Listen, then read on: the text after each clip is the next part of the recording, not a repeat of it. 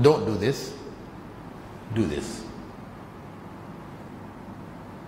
Don't do this. Do this. Don't do this. So I made notes, all of these notes. I stayed there in England for 4 months, traveling around England, gathering my notes, studies, so on and so on. There, I was invited to make bay'ah to the head of Jama'at al-Tabligh, Hazrat G, Inamul Hassan Khan, along with other Americans, converts, etc. Corrupted in Urdu became Bayat. And amongst us Americans, people from the West, the closest thing we could find in English to Bayat was bath. So we understood it as some kind of a spiritual bath. That's how it circulated amongst us. A spiritual bath. So, okay. Not knowing, it was in one room and they tied towels together to make a kind of a rope. And there were people in that room with him who were Urdu speakers.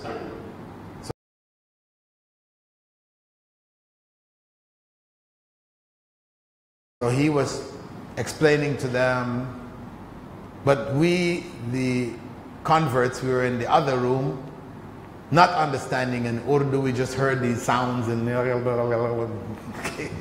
you know, we just hold on to the rope. And after they finished, they came and said, okay, let go of the rope now. We let go. I said, is that it? They said, yeah, that's it.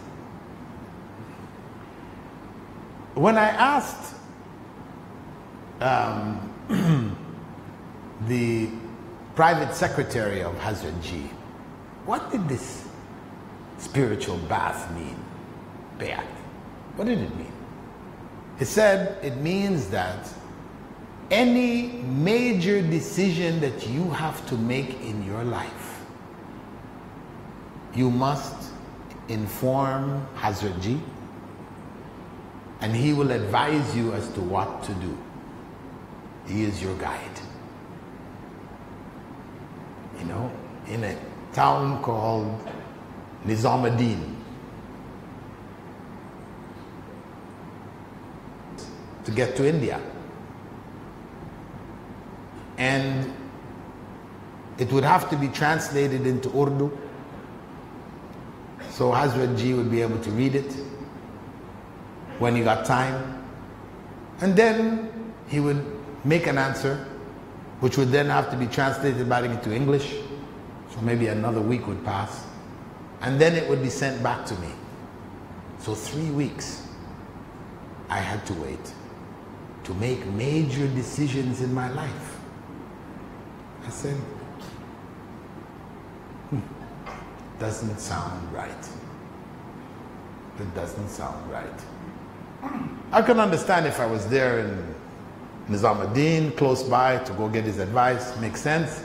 But 3 weeks, I've got a major decision. In London, I found a Islamic bookstore. I went there, and I found all these books on Syarah and fiqh and different in English. I bought them. While on the Jamaat, we had one book called Tablighi Nisab. Tablighi Nisab.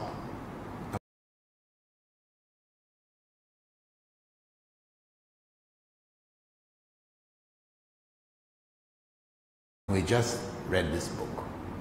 In the course of the 4 months, maybe I read it 4 times. Anyway, so it was a chance to get some other books. I went and bought these other books. I came into the masjid with this big stack of books in my hand. And the secretary saw me. Secretary of Azwan saw me and said, stop me. Come. He said, listen, you don't know the intention of the people who wrote these books. You know? The bookstore was Jamaati Islami. And there is difference amongst Jamaati Islami from India, Pakistan, Jamaat Tabligh. They have, different ideologies, differences in their. So he advised, don't read these books.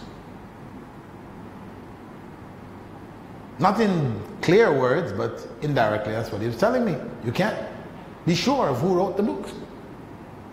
If it's somebody from the Jamaat, you can be sure because, they're trustworthy, etc. So, he advised me not to read these books. And the explanation he gave, I found again difficult to swallow.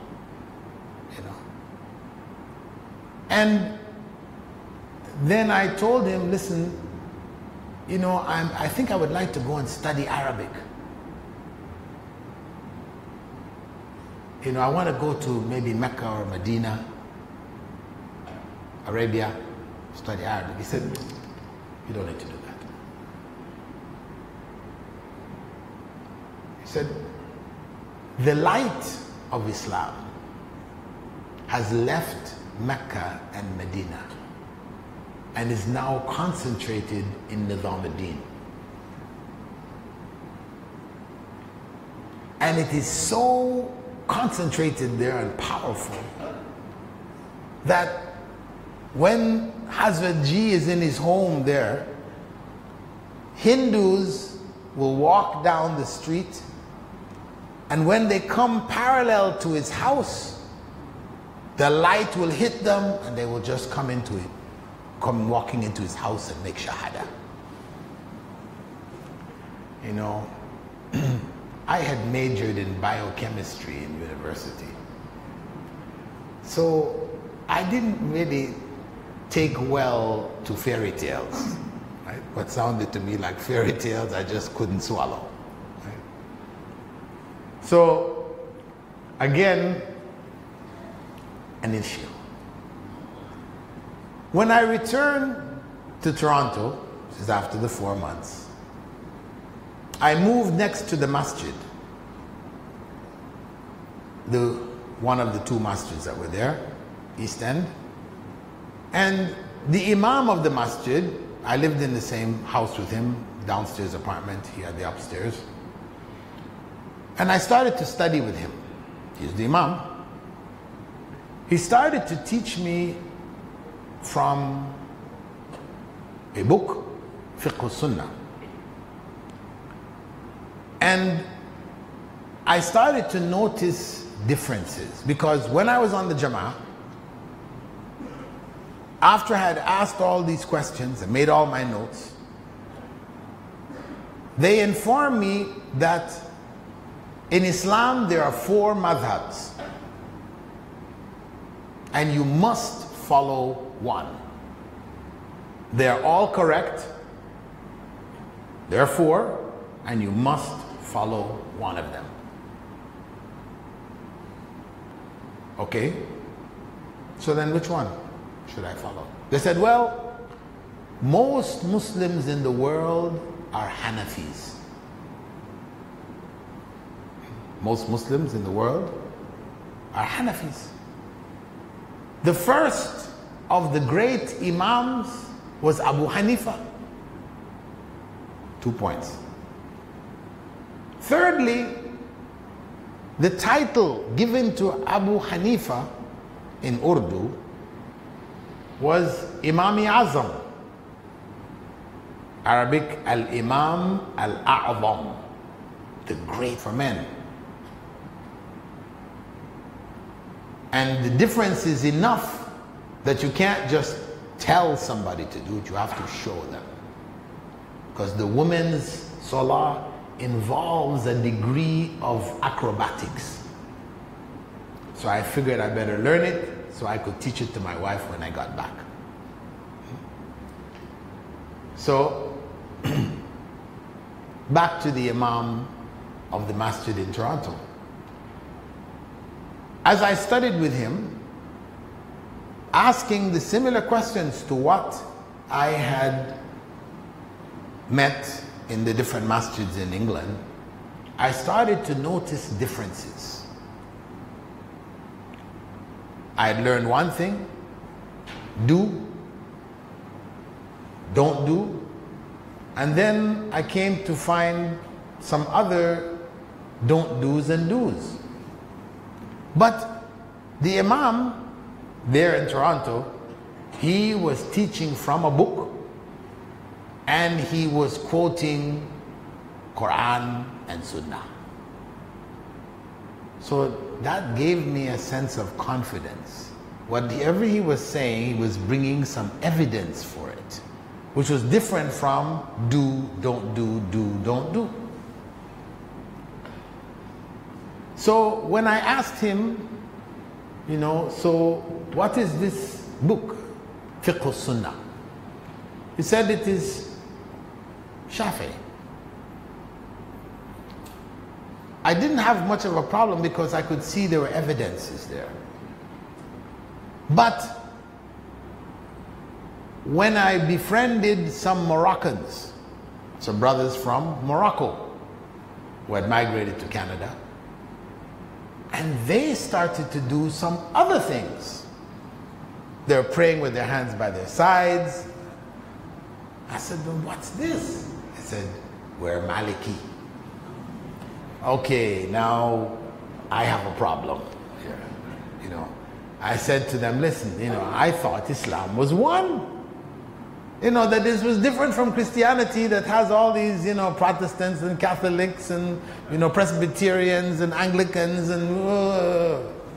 I thought it was different. What's going on here? I said, no, it's all one. It's all one. All of those madhabs, all four madhabs, they're all correct. They're all correct. You just have to follow one. But they're all correct. I had a problem with that. Because I remembered the fiqh ruling in the Shafi'i madhab that if a man accidentally touches a woman, both he and the woman have lost their wudu. And the Hanafi madhab, if a man accidentally touches a woman, neither of them loses their wudu.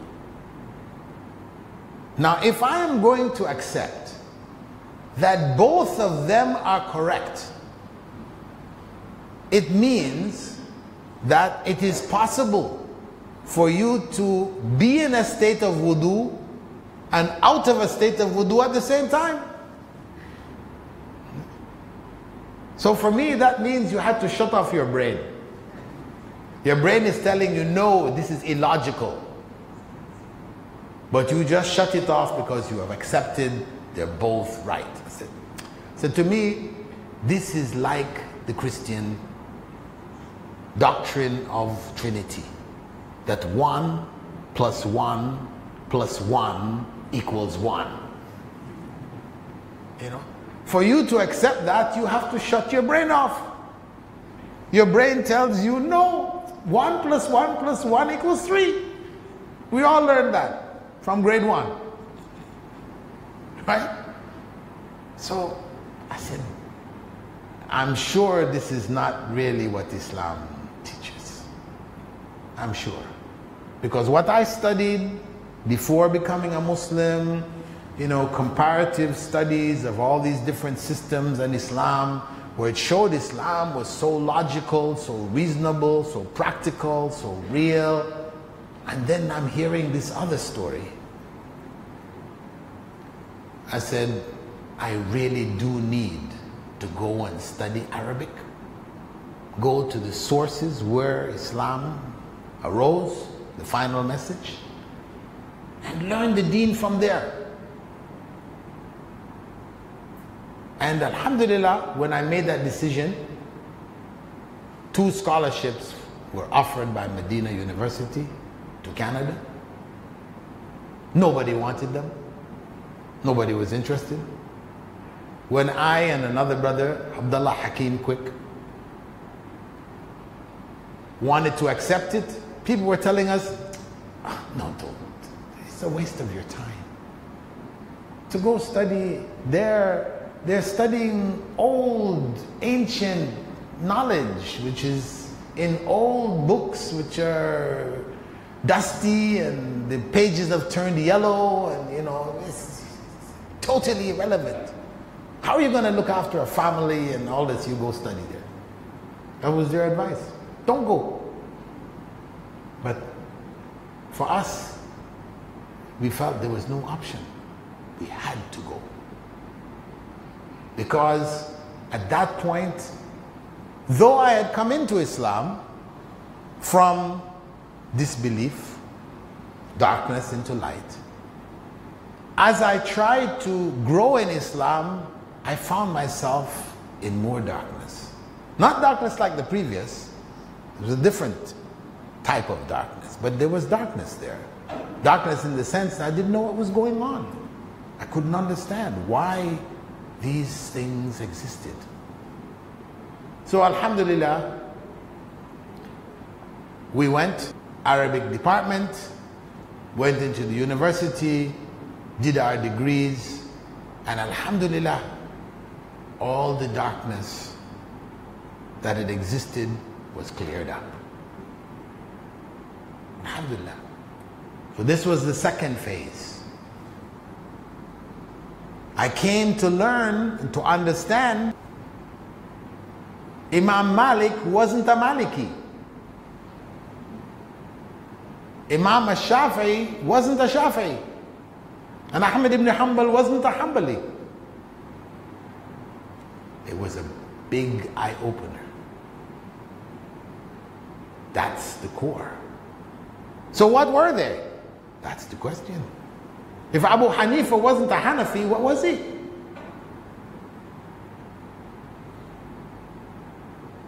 He was a follower of the madhab of Rasulullah sallallahu alaihi wasallam. That's the reality. And likewise, all of the Imams. That's what I came to understand. That was the enlightenment. That they were following the madhab of Rasulullah sallallahu alaihi wasallam, just as Abu Bakr did. Because you have to ask, well, what was the madhab of Abu Bakr? Because if we're going to follow a madhab of an individual, why not the best of the ummah? We should all be Abu Bakr. So, what was the madhab of Abu Bakr? It was the madhab of Rasulullah sallallahu alaihi wasallam. What was the madhab of Umar? Madhab of Rasulullah. Madhab of Uthman and Ali. That's the reality. That was the enlightenment. And alhamdulillah, from those days till today, I feel the responsibility of sharing that realization, that enlightenment that came from my period there in Medina, and I carried with me throughout my life till today. And this is where, as Muslims, we have a duty to seek knowledge of Islam, as well as knowledge of aspects of life and all the other things that we need to function here effectively. But fundamentally, we need to seek knowledge of Islam. And that's why Rasulullah ﷺ had said, "Talabul ilmi farida ala kulli Muslim." Seeking knowledge is obligatory for every Muslim. Because Islam is a religion of light, of enlightenment. We're not afraid to seek knowledge. Nobody is telling us, don't read the Quran, you'll get confused.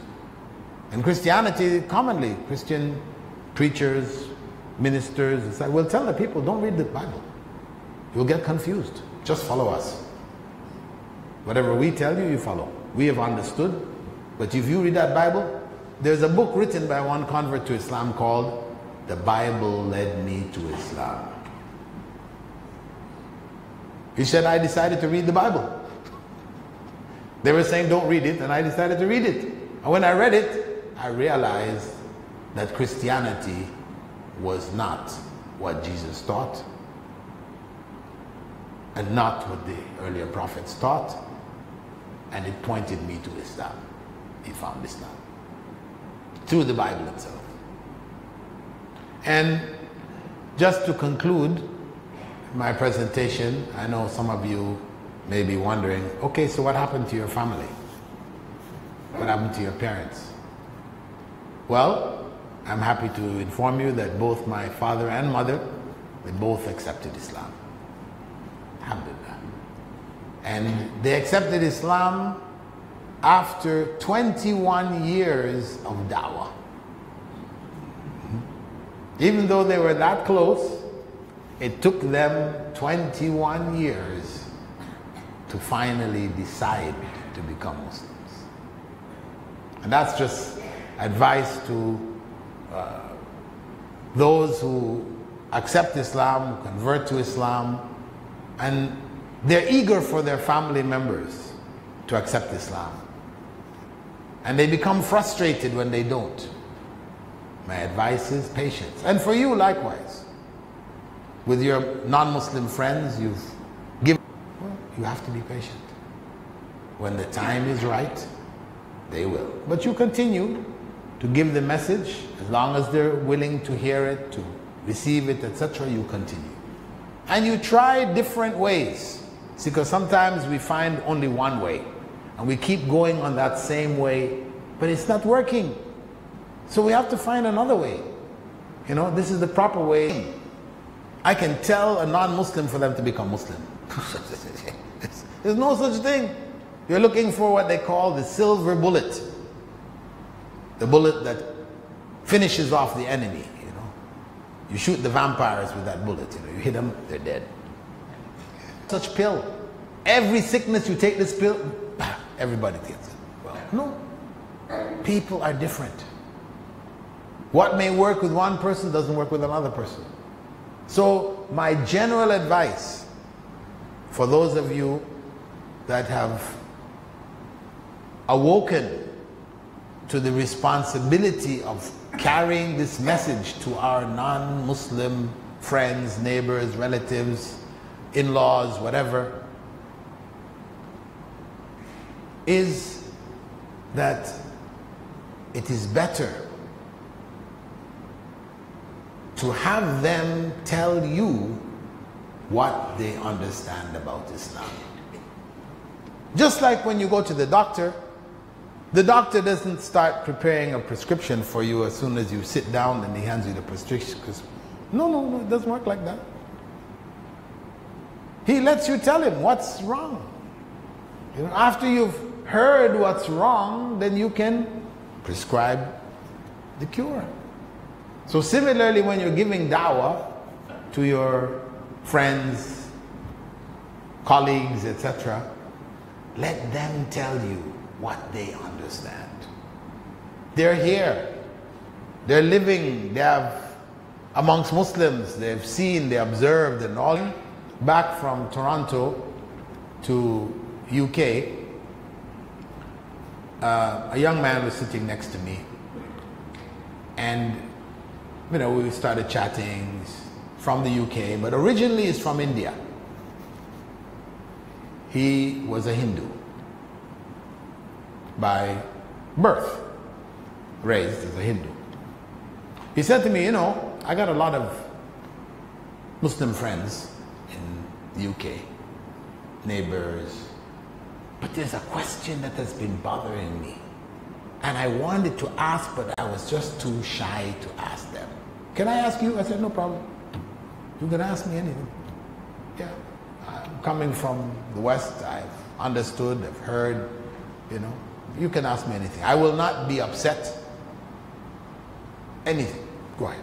So he said, you know, my mother used to tell me when I was growing up, when I asked her about the Muslims in Mecca bowing down to the Kaaba, she told me, you know what? Inside the Kaaba is our God, Shiva Lingam. I I started laughing. That's incredible. You know, so this has been in his head all this time, you know. Complete misunderstanding. Inside of the Kaaba is the god Shiva Lingam. A'udhu Billah. So I clarified for him. I'm not saying he became a Muslim all the time because he got off the plane and then we both got off. I went on. So, but that was just something, a point which was in his head. You know, maybe he was impressed with so many other things about Islam. But if Muslims are worshipping the same God they're worshipping, then what was the need? The point? Huh? So this is just to give you an idea that people can have all kinds of weird misunderstandings about Islam. So the best way to explain Islam is to find out what are their misunderstandings. It's like what's their illnesses. The doctor finds out what's the illness. It diagnoses the illness. So the same thing, you need to diagnose what is the problem that your colleagues, friends, neighbors, etc. have. Let them speak, you know, and be open-minded. You have to be patient. They may say some things which really blow your mind, but you just have to externally be patient. Inside yourself, you might be saying, "A'udhu billah, a'udhu billah, a'udhu billah." Okay, don't matter. Keep it inside yourself. Keep a smile on your face. Hear what they have to say. Then after you've heard from them, then you can start now to systematically clarify the points for them. What you can't clarify, then you go and find out, do some research, get the information, bring it back to them. This is the best way for da'wah. If there is one way, my advice would be to take this way.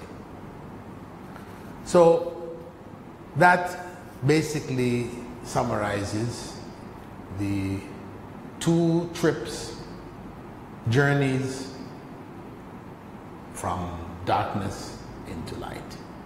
And as I said, I started off in Jamaica, grew up in Canada, lived in Sabah, went to Saudi Arabia, lived there and went to UAE, went to Qatar. I'm now based in the Gambia, West Africa. So when I hear people very much attached to their lands, I can't relate to it. Because for me, the whole world is our land. And so I'm having no problem resettling, always ready to travel in that sense. So, you'd like to ask, I don't know how much time, we'll put a time limit on it. How much time can we give? One question. Yeah, I know, but I'm just saying, how much time? But how much time are we going to give them? It's 9:30. We start before 10. Before 10, okay, no problem. It's just it's good to set a time frame. Okay, so are there any questions from the floor? We'll just take question first. Okay, go ahead. I can hear you. I'll repeat.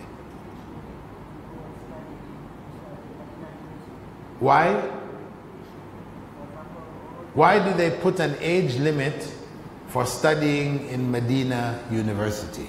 They say 25 and under to be accepted to study. Well, they do make exceptions for exceptional situations. Because if somebody converts to Islam and he's 26, you say, then that's not fair. So they will make considerations for people who didn't have that opportunity. But in general, they found from experience that older people have more difficulty in those studies, double that of those under 25. So that was a decision made because you've got thousands of applications coming in. How do you decide?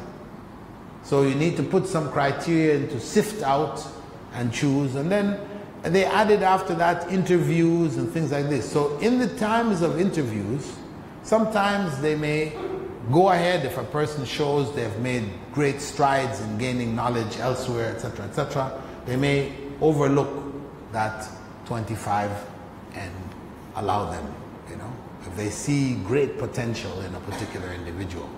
But as a general, many applications that are coming. From the sisters, you have a microphone there. Anybody would like to ask a question? There's a microphone.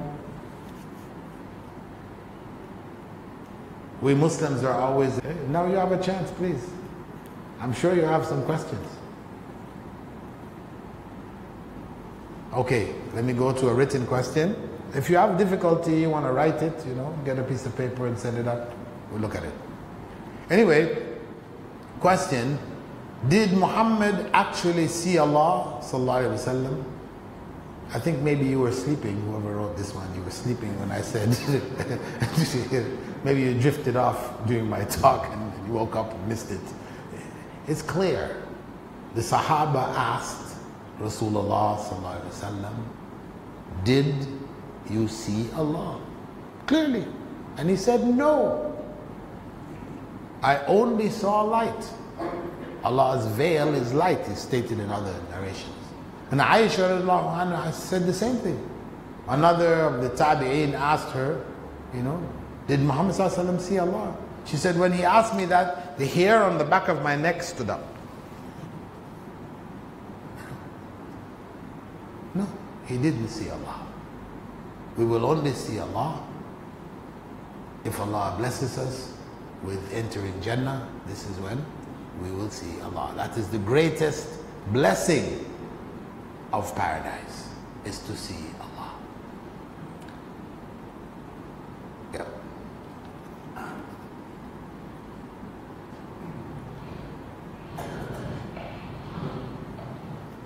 Assalamualaikum, Doctor.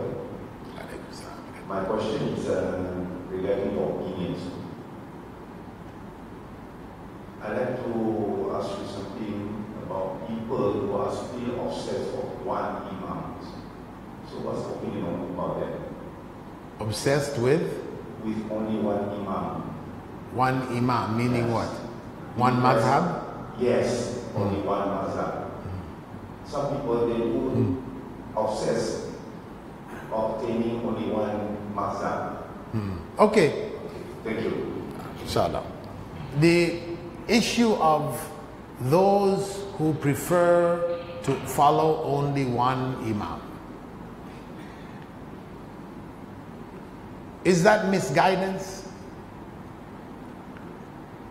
I would say no.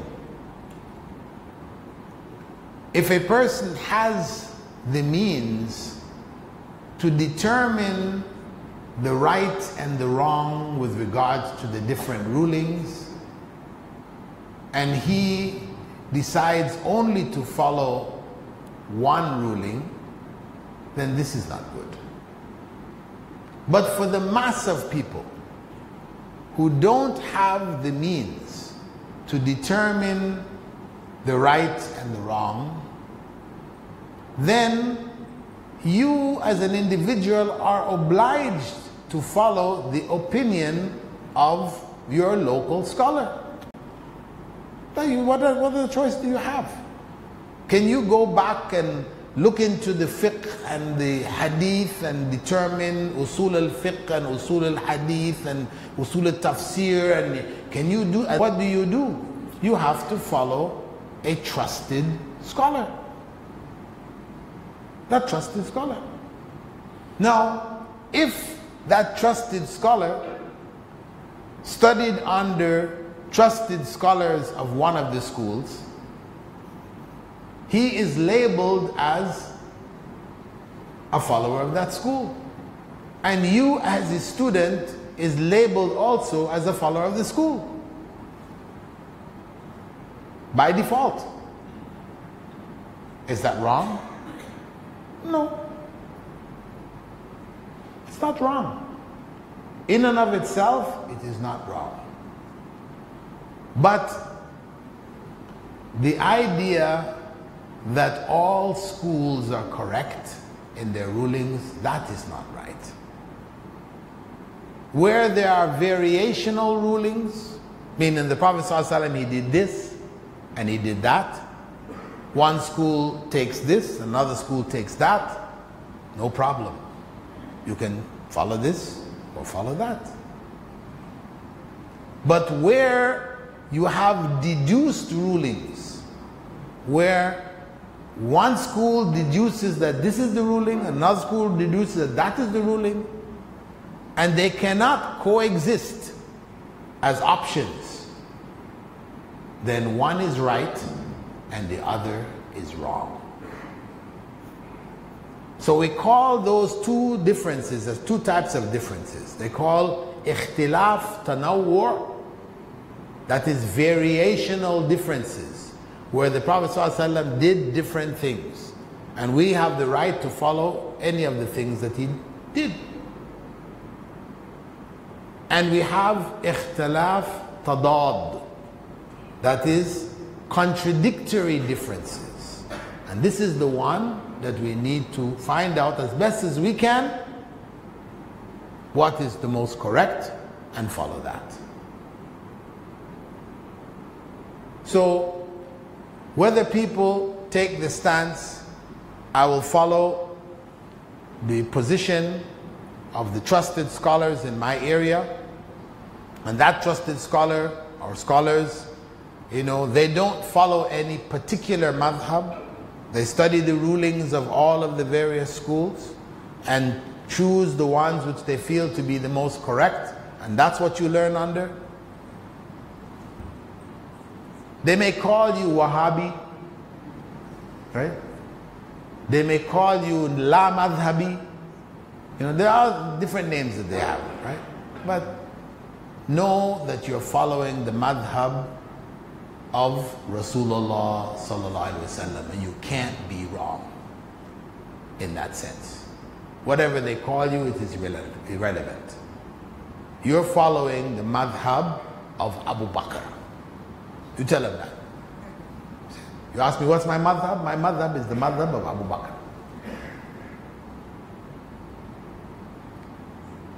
If others have studied under scholars who are from a particular school, and that's what was available to them, then Allah will judge them. If they've accepted certain rulings which are incorrect, Allah will judge them based on their ability to determine the right and the wrong. If they had no ability, they're just the average, then why? Is Allah going to hold them accountable? Why didn't you study usul al-fiqh? No. He's not going to ask them that question. So what we need to be is tolerant. Tolerant. Where there are differences, we recognize people's right to choose to follow what they feel is the most correct. If they're following it blindly, because that's what their parents did, their grandparents, everybody did it that way, and that's all they could do, then they're not held accountable. But if they had the ability, they rejected, they didn't want to know, then they will be held accountable. That doesn't mean that they've become disbelievers, they've lost their way totally. No. But it's a mistake on their part. So we're human beings, and we make mistakes.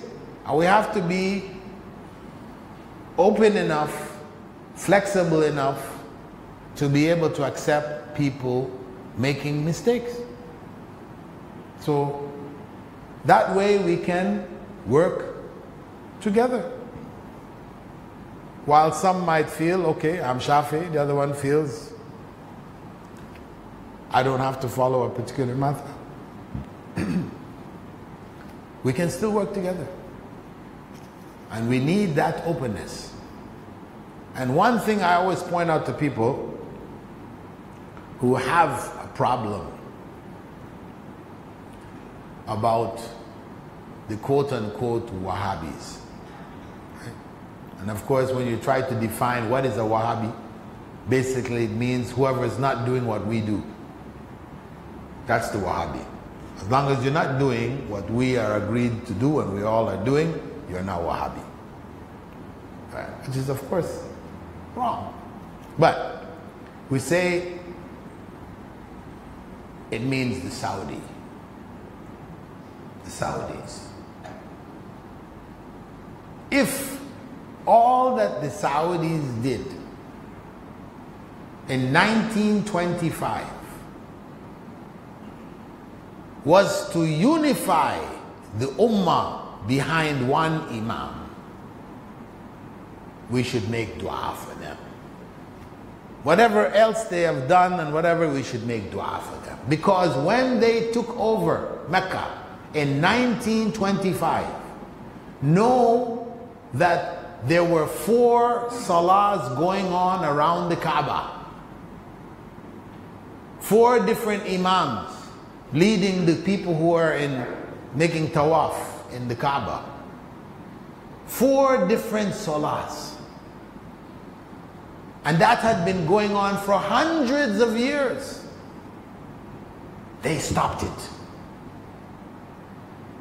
Now we can pray behind each other, because up at that point people were no longer praying behind each other. You're a Hanafi, you don't pray behind a Shafi'i. You're a Maliki, you don't pray behind a Hanbali. You only pray behind Imam from your madhab. It had reached that stage. Even to the point where Hanafis ruled that it was not permissible for a Hanafi to marry a Shafi'i.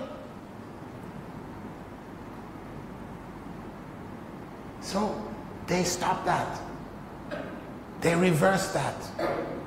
So if that's all they did, we should make dua for them. Because now we can pray together wherever you go in the Muslim world. You pray behind whichever Imam there is in the Masjid. You don't have to find out, are you Shafi'i? Alhamdulillah. If only that. Question, in this modern age, what is your opinion regarding Ahmed Didat, that used to revert many Muslims to Islam? There were many non-Muslims really, huh? Can there be another Ahmed Didat? Ahmed Didat referred to Dr. Zakir Naik as Didat Plus. Ahmed Didat himself gave Dr. Zakir Naik the title Didat Plus. Yes. Ahmed Didat's knowledge was what was available, and he did his job, etc. But Dr. Zakir Naik's understanding and depth of knowledge far exceeds that.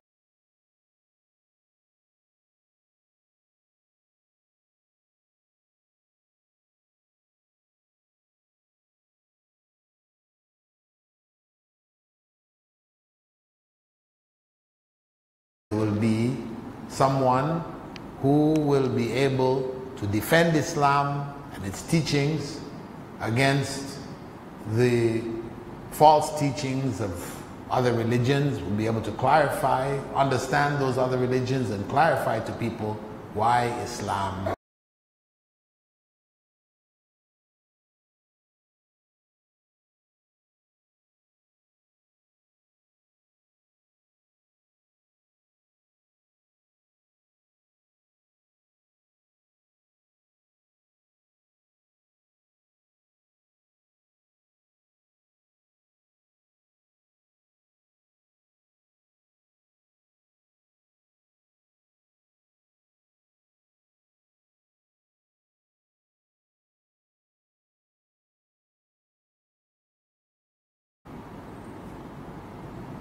Is there a dua? They're always asking me for duas, you know. Students, when exam time comes along, they all send me emails. Sir, can you tell us the dua to pass? I said, if you didn't do your studies, you know, there's no magical dua we have which will just get you through your exams. You got to do what you're supposed to do.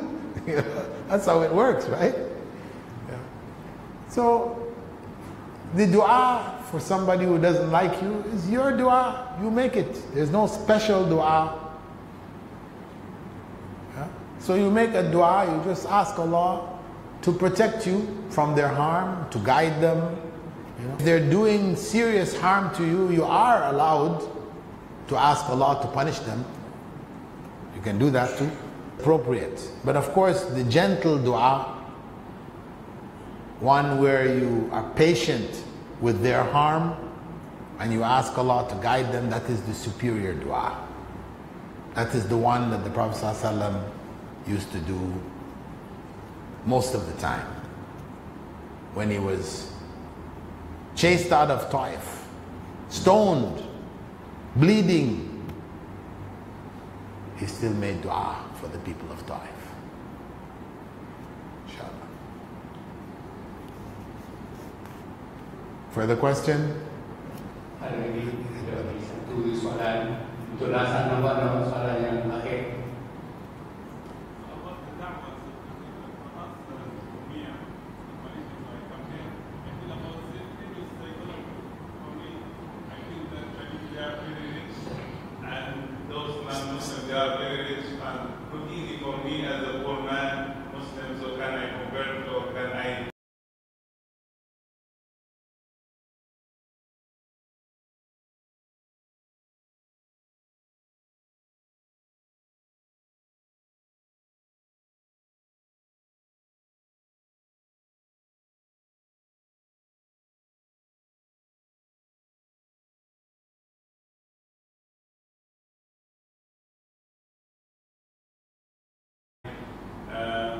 Convey them about Islam, so I felt there is gap between this one. You're feeling inferior. About your country, about people, Muslim, they see around us, they are not real Muslims, so for example, smoking and some. So how can we have a good way to guide them? How I mean?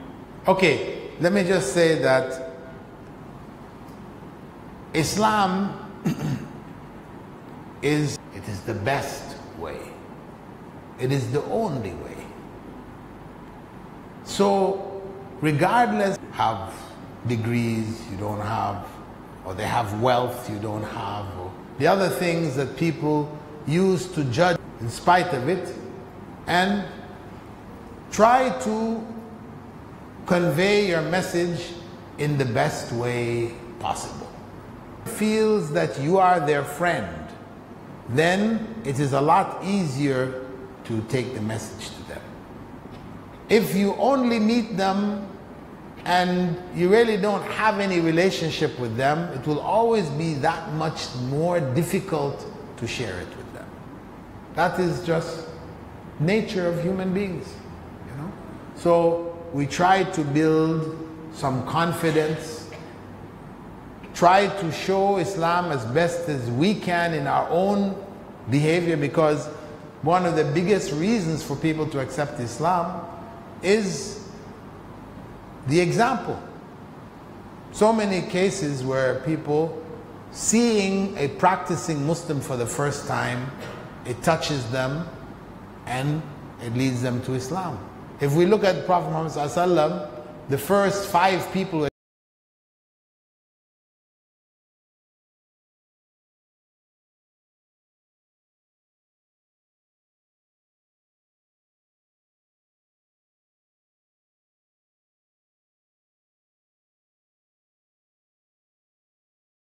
Asma wa Sifat and Uluhiyyah. No. They accepted Islam because of who he was, his behavior, his being Al-Amin, Zayd ibn al-Haritha, and so on and so forth. So we try to be the best example that we can. Say Islam in a gentle way, because the Prophet ﷺ had said that gentleness, whenever it enters into anything, it beautifies it. And whenever you take it from anything, it makes it ugly.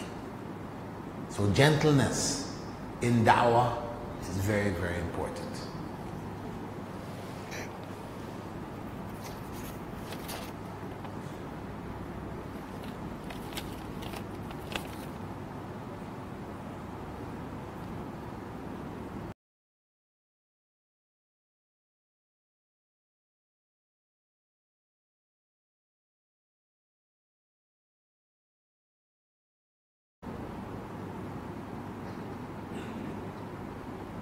My name is Noor Irene Jannah.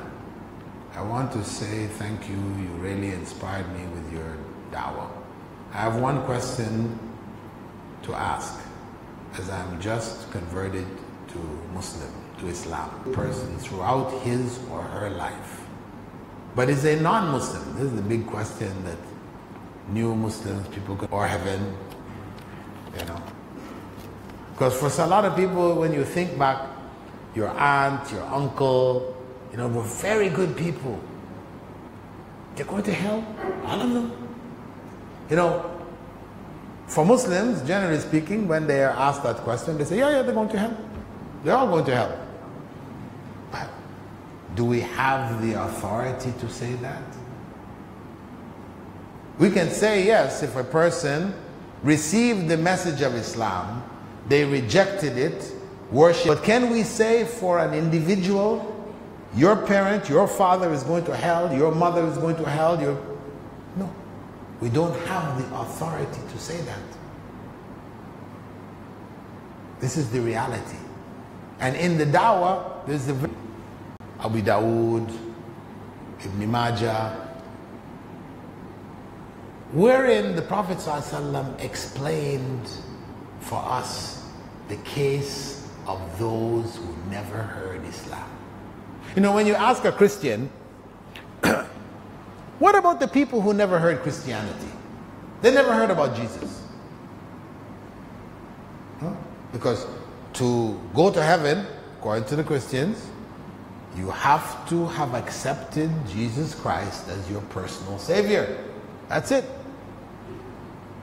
So then what about those people? They don't have an answer. Because whatever they say, it's going to be unfair. Because did you decide to hear about Jesus or not hear about Jesus? And many of us, they're all going to paradise. The children of the kuffar, they're all going to hell. Is that fair? Is that fair? Prophet Muhammad ﷺ explained that there is a group of people, they're called Ahlul Fatra. Not Ahlul Fitra, Ahlul Fatra. Fitra is the natural practices, nature of human being, understand Fitra. You know? Whereas Fatra is the gap or the interval. Those people who never heard the message of Islam.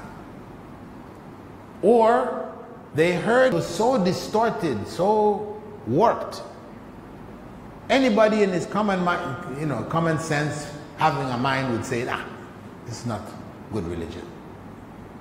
So what about those people?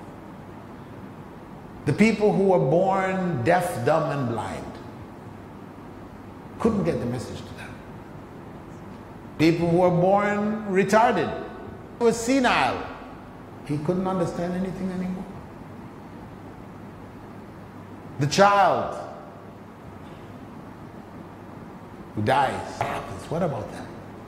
Allah said, وَلَا يَظْلُمُ رَبُّكَ أَحَدًا. Your Lord will not be unfair to anyone. He will not oppress anyone. وَمَا كُنَّا مُعَذِّبِينَ حَتَّى نَبْعَثَ رَسُولًا. And we will not punish anyone until the message has reached them. That's what Allah said. Until the message has reached them. A messenger sent to them. So Prophet ﷺ explained that at the time of resurrection, the world has ended. Resurrection begins. Those of us who heard the message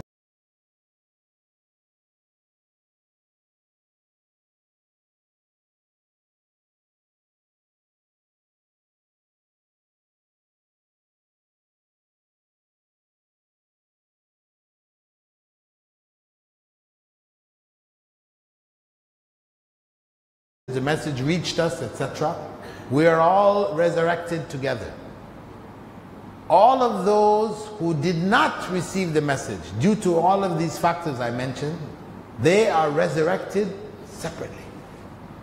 And when they're resurrected with their full faculties. If they died as children, they're already mature. They were blind, they were deaf, they could now see and hear.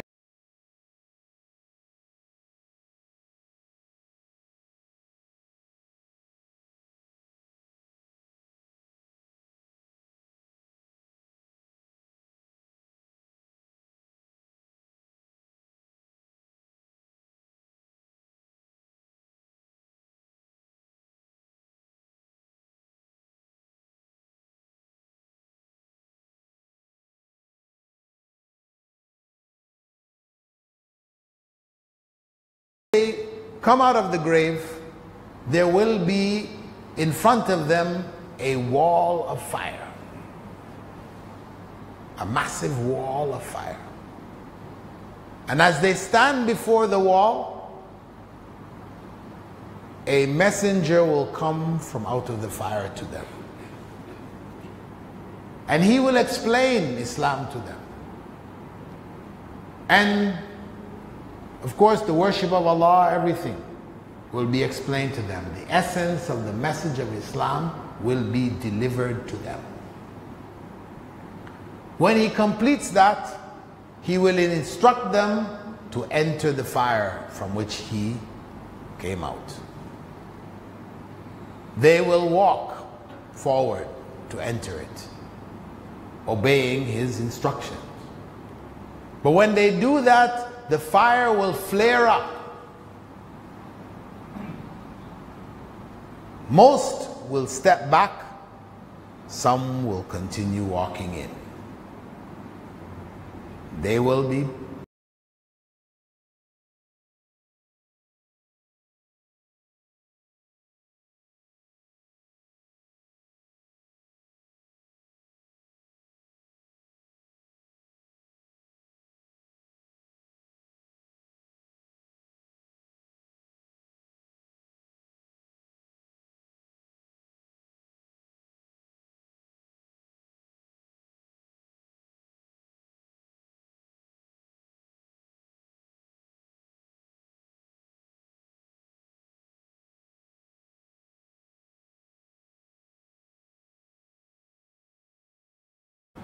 burnt. Fire will come down to settle. Still blazing fire. So they will start to walk forward. The messenger will tell them, enter. They will start walking forward again. But as they're back, some will continue. And this process will continue until no one forward. The Prophet ﷺ said, those who went into the fire are those who had the message come to them. They would have accepted it. And those who refused are those who had the message come to them. They would have refused it. The judgment is done. So we don't know who is who, what is what will take place ultimately. So that is something I think will give, especially for those who are considering accepting Islam or those who accepted Islam, a sense of the justice of Allah. That He will not be unfair to anyone. If that relative of ours was righteous, good person, etc., and they are among those who would have entered, then they will get paradise. So it is possible.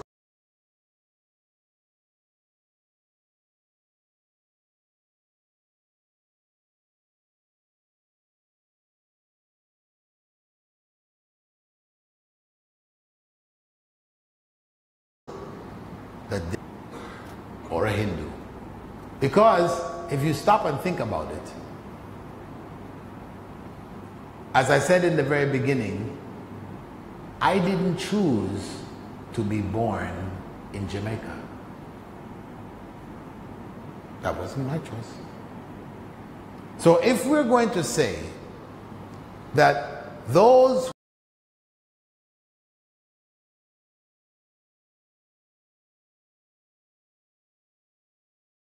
who are born in Muslim families, they're going to paradise. Those who are born in Kafir families, they're going to hell. And they didn't choose. Then where is the justice? Where is the justice? It's a matter of what family you're born in, but the choices that you make. You may be born in a Muslim family, but you are just Muslim in name. In your heart, there's no Islam. You're just going through the rituals because everybody else around you is doing the rituals. Your father wants you, your mother wants you, whatever.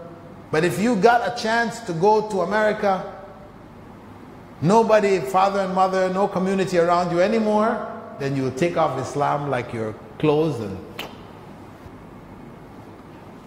inshallah.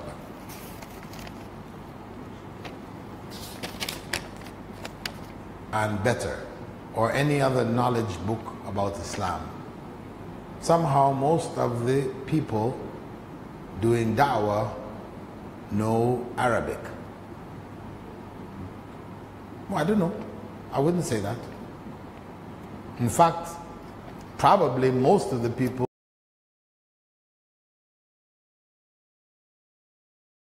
don't know Arabic. And they need to learn Arabic. They should learn it. But Arabic knowledge is not spread as it was in the early days. Once the colonization of the Muslim world started, the spread of Arabic stopped. They deliberately stopped. Just as Malay was written in Arabic, Hausa was written in Arabic script, you know, and so on and so forth. Many other countries, they were, but the colonial masters, they saw that to cut people off from the Quran, give them the Latin script instead, replace it. And there's a deliberate, systematic effort to do that. Turkish and so on. So it is important for Muslims in general to learn Arabic, and we need to bring it back into our educational systems, that every Muslim should have as their second language Arabic, if not their first.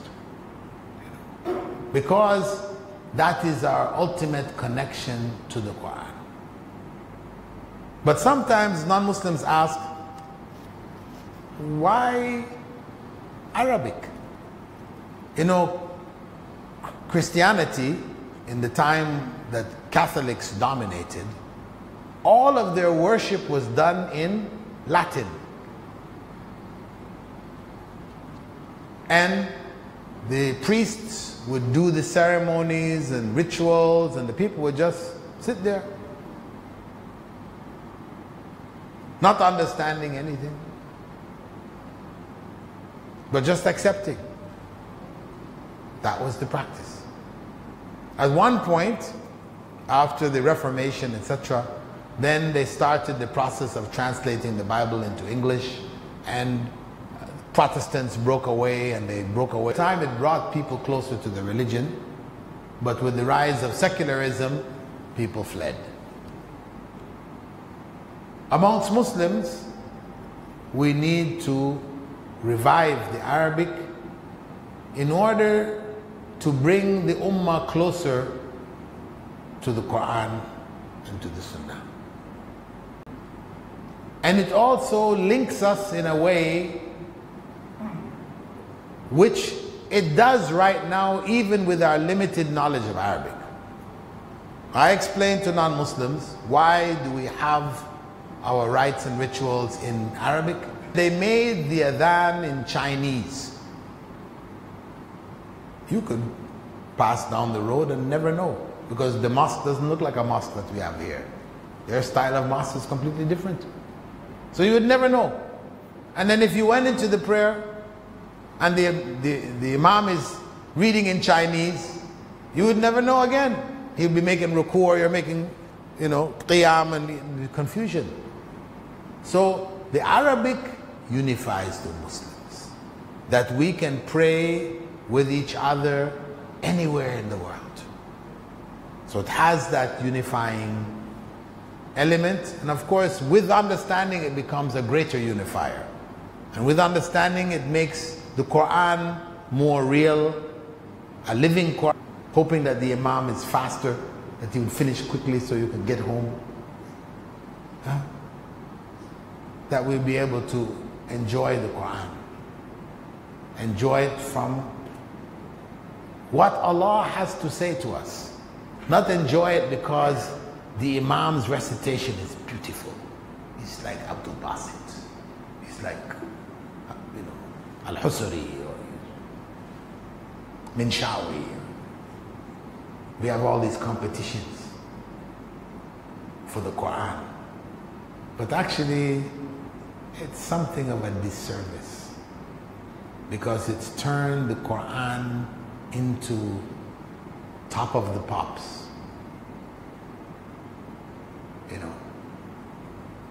And that's not where the Quran is supposed to be. The Quran is a book of guidance, as Allah said. Hudan lil muttaqeen. That's what the Quran is all about. And that's the importance of learning Arabic. That we can take the message of the Quran directly from Allah subhanahu wa ta'ala. But if you have a translation, at least now, this is a thing that we have which in the past we didn't, and this is to make up for the problem of colonization of the Muslim world. That we reconnect with the Quran, at least through the translations, and know that it is better in Ramadan, because most of us commit ourselves to reading the whole Quran in Ramadan. Know that it is better to have read Surah Al-Baqarah alone and understood it. Read the Arabic, read the translation and the tafsir. You've understood Surah Al-Baqarah. It's better than reading the whole Quran in Arabic and not understanding what you read. Know that. That's reality. And know that the Sahaba, they said, Abdullah ibn Mas'ud said, the one who had learned Surah Al-Baqarah, the one who had memorized, learned it, Surah Al-Baqarah, because their learning meant not just memorizing, it meant understanding. Because they said, we used to learn the Quran 10 verses at a time. We wouldn't move on to another 10 until we understood what was in the first 10 and we tried to implement it. That's how they learned the Quran. So he said, the one who had learned Surah Al-Baqarah was called Hafiz. Now we reserve that term only for those who have memorized the whole Quran from Fatiha to Nas. We only call them Hafiz. And if you called somebody who only had Surah Al-Baqarah Hafiz, they'd say, what's he doing? This is insult. No. But that's not the way the Sahaba looked at it. Because Surah Al-Baqarah has the essence of the Quran. The message of the Quran is contained in Surah Al-Baqarah. So powerful. The Prophet ﷺ said, you read Surah Al-Baqarah in your home, shaitan is driven out for 3 days and nights. Is there any other surah in the Quran that the Prophet ﷺ said that about? No. That's telling us something. It contains the greatest ayah of the Quran, Ayatul Kursi. Can we say that about any other ayah? That's the greatest one. So, understanding, reading that Fatiha, the Baqarah, Surah Al-Baqarah, with understanding, this should be our goal. And beyond, of course, if we can do more, then it's better. But at least take that on as a commitment. If you're now trying to set up a program for reading the Quran, read it in Arabic, read it in English or Malay or whatever, start with Surah Al-Baqarah. get through Surah Al-Baqarah, having understood. We have Tafsir Ibn Kathir now, it's around. We've got good Tafsirs out, translated. You can find out, get the clarity from the Tafsir. This is the way to go, inshallah. I think we're going to stop here now. Barakallahu feekum. I ask Allah to accept this gathering as one in which we have sought His pleasure, and that the knowledge that we have gained this evening we internalize and try to apply. And I ask Allah to guide us throughout our lives, and to bless us, to bless our children, our families. Barakallahu feekum. Subhanakallahumma wa bihamdika. نشهد أن لا إله إلا أنت نستغفرك ونتوب إليك.